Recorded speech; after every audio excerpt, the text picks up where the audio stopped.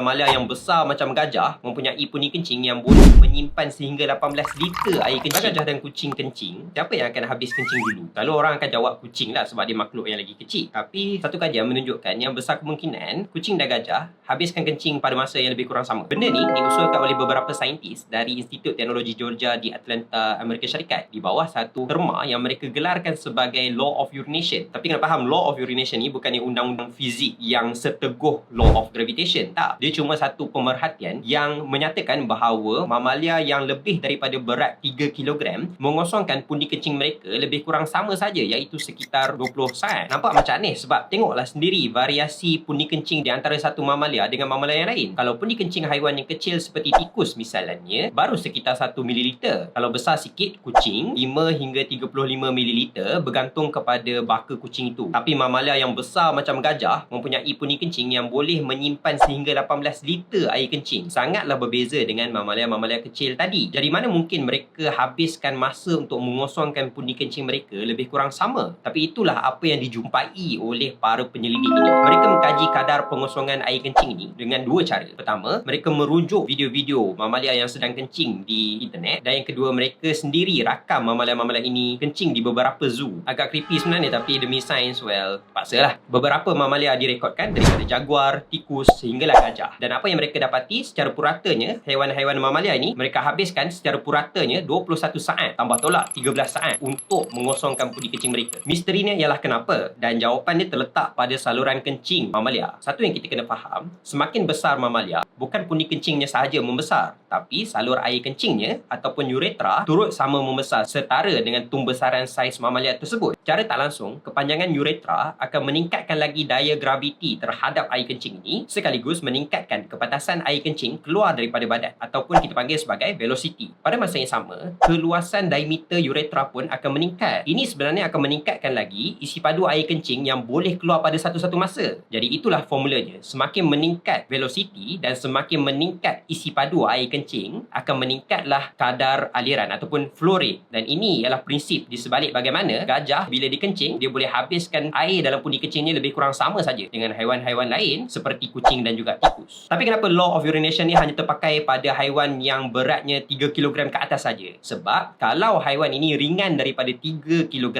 mereka akan patuh kepada beberapa lagi daya alamiah yang mengawal aliran air, seperti ketegangan permukaan ataupun surface tension dan juga kelikatan air kencing ini. Semakin kecil makhluk-makhluk mamalia ini, surface tension dan juga kelikatan akan mempengaruhi kadar aliran air yang sangat kecil. Jadi dalam sesengah situasi, ada makhluk kecil ni yang air kencingnya tak mengalir, dia akan menitis sahaja. Jadi Law of Urination tidak terpakai pada haiwan-haiwan yang ringan sedemikian rupa. Walau bagaimanapun, sampel kajian ini sangat sedikit, jadi kita tak dapat betul-betul pastikan sama ada Law of Urination ini terpakai pada semua mamalia ataupun tidak. Kita ada lebih daripada 6,000 spesies mamalia pada hari ini, dan ada satu makhluk yang tak termasuk dalam kajian ni, iaitu manusia. Kita sendiri mungkin ada variasi orang yang habiskan masa kencing lebih daripada 20 saat. Nak tahu? Kena bawa stopwatch, tengok anda kencing sendirilah. Cuma kalau kencing member, mungkin akan ambil masa lebih daripada 20 saat. Jadi, Law of Urination memang confirm tak terpakai dalam situasi itu.